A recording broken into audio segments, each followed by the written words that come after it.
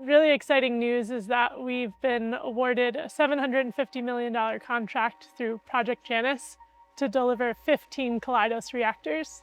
This is the biggest award ever given through the Defense Innovation Unit, and Radiant couldn't be more excited and grateful. Janus is meant to establish manufacturing and really help with the manufacturing efficiencies that we'll gain throughout the course of the project. The product that the Army bought isn't just the reactor. It's the system we're building to mass manufacture these reactors at scale.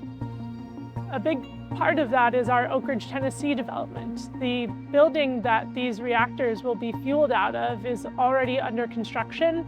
The foundation's completed, the walls are going up, and by the winter of this year, the Army will be able to see exactly where we intend to fuel these cores from. At the R50 campus, it is a whole system that we're developing. We'll have a facility which will be about 250,000 square feet of advanced manufacturing.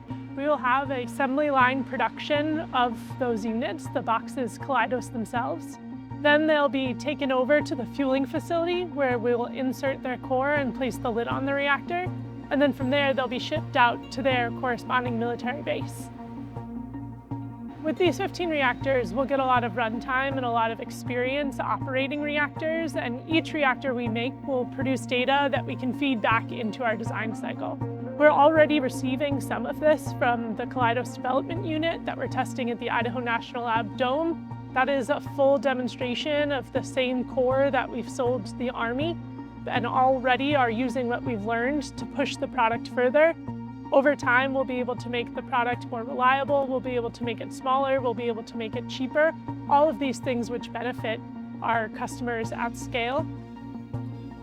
Another important thing about Janus is that the end goal is to be a dual-use product, and a big part of that is the NRC's Part 57 license. And so we will upgrade our licenses under Janus into a Part 57 license, and there are a lot of things we have to learn about how these reactors operate at customer sites to really influence the strength of that application. When you put reactors in different temperature ranges, when you put them in different geographic regions or perhaps different environmental factors, we'll take all of that into our scenario planning as we improve the product over and over.